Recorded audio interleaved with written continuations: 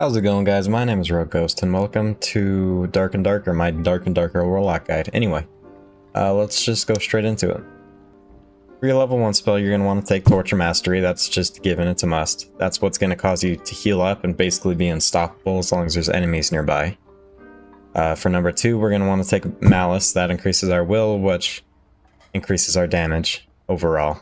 I'll actually take it off real quick and throw it on for you. Let me scroll down over here. So this magic power bonus from 27% all the way up to 32.8. 5% doesn't sound like much. It actually is. Third perk, we're going to want to take Dark Reflection, because it's free damage. You take a hit, you deal damage. Okay, and then lastly, for our level 15 slot, you're going to want to take Immortal Lament. Especially if you're killing yourself using your magic, you're going to want to throw that on. It prevents you from killing yourself. It's helpful in a lot of situations. If not, you could always use Dark Enhancement. I'm pretty sure that buffs the damage from this. It's only an extra 1 damage from the 10%, but you could use it if you want. And then as far as our skills go, you're going to want to take Blow of Corruption, because I've one-tapped people in the head before. Easily, especially like ungeared rogues or wizards even. Yeah, that just helps with your damage a ton. And then Spell Memory for your second slot, because if you're playing a Warlock, why would you not use spells? You need those. And then, if you're going for more of a stealthy approach, you don't like PvP as much, you could get rid of Blow of Corruption, take Phantomize. It's pretty much a get-out-of-jail-free card. Say you have a Barbarian charging you, he goes to hit you. Just use that and you get out of it. It's self-explanatory. Alright, and then spells, we'd go over that, but there's not even enough spells in the game at this point to not need every slot taken up already. So just take everything, put it all in there. Alright, and then as far as gear goes, you're probably level 1 if you are. You're going to start off with, I don't have one, but you'll just have a staff, that's fine. Use that till you get gold.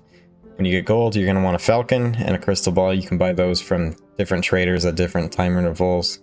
Just gray quality, that's fine. And when they're not selling those, they're usually selling a spellbook and a long sword or Zweihander. You can use any of those. Those deal high damage, especially with your perk active.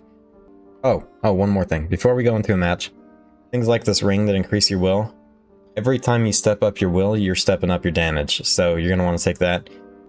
Alright, so with the will stats, another thing you're going to want is magical healing. That'll increase how much you heal from just your passive healing from the spells you cast on things. But yeah, that pretty much wraps up the gear and essentials. Let's go into a match and explain how rotations work. Alright, we're in. Okay, so this is pretty much the rundown. You've got your Curse of Pain, which heals you and deals damage over time. It also inflicts 10 damage at the beginning, so you're going to want to cast that. Let me have him hit me real quick. After my debuffs wear off, we'll see the healing. Okay, so the bar's starting to climb up just from dealing damage over time with the Curse of Pain. You're going to want to cast that. Same thing with Power of Sacrifice. Just make sure not to miss that one. If you miss that one, you're going to start taking damage. It'll self-inflict on you. Alright, and then with your thumb mouse button, or sorry, my thumb mouse button, with your first skill, when you activate that, it'll last a little bit, hit something in the head, major damage. Pretty self-explanatory. So you're going to want to be doing that. As far as Hellfire goes, after you have both of the other stat inflictions on, you can cast that for extra damage. Just don't hit yourself like I just did. That one deals a ton, especially to players. It goes through... There it goes right now. It goes through things, like if I were to cast it at this ramp right here. As soon as it touches that, it just goes straight through. It'll keep going for a little while. It also breaks doors. If I cast it on that, it would break. I don't want to lose all my health right now, so I'm not going to show you that. Curse of Weakness, you could start an opening fight with that. I haven't really used it much. It kind of just depends on your play style. Yeah, like look at the health climb. That's... without any extra magical healing, that's just straight up base what you're going to heal as. So another thing you can do if this door is getting opened by someone... oh shoot, there's someone right there. So, speak of the devil, right here. That Barbarian's on the other side, it just goes straight through the door. It'll keep going. If he's right there, it'll hit him.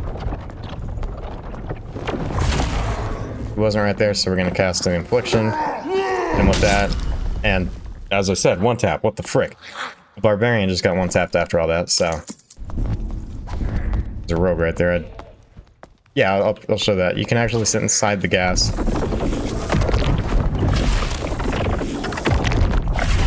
and take damage from it. And heal, like, you'll heal faster than the damage. Oh, he's dead. Okay, so if you're sitting... Sorry. Multitasking. If you're sitting inside the gas and there's, like, an enemy nearby you, you can sit there and inflict them with it. It'll stay on them. You'll heal faster than you die, so... You're pretty much invincible on that for a little while. As long as there's an enemy nearby you are. Oh, this road was kind of loaded up. The match just started. Okay, right here I'm approaching what seems to be a cleric. He's on the other side of a spike trap, so I'll use that to my advantage to just keep him over there. I'll hit him with a few of those cursive pains to deal damage. Each one deals 10 plus the damage over time. And then bam, that extra perk just one-tapped him. Right here, same sort of thing. I'm approaching the guy. He goes to shut the door. I try to cursive pain him. Sadly it misses because I'm not getting any health from after he shut the door. What I could have done here is hellfire the door. I didn't for whatever reason. So, I opened up, I pushed him, got that on. Used my one-hit thing, tapped him in the head with my Zweihander, and that was that. Alright, that pretty much covers the basics on all that stuff. Yeah, that pretty much wraps up this video, so thank you guys so much for watching. Make sure to get tons of loot, and I'll see you in the future.